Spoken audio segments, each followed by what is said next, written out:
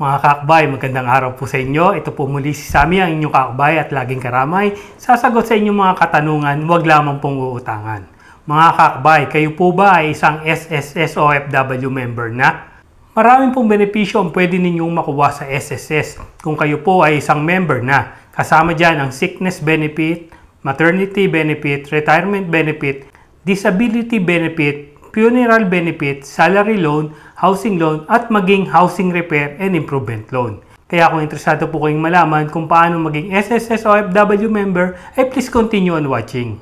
At kung bago po kayo sa aming channel, ay huwag pong kalimutang mag-subscribe and hit the notification bell para lagi po kayong updated once we upload a video like this. Pakishare na rin po sa inyong mga kapamilya, kaibigan at mga kakilala. Narito po ang video tutorial kung paano kayo magiging isang SSS OFW member.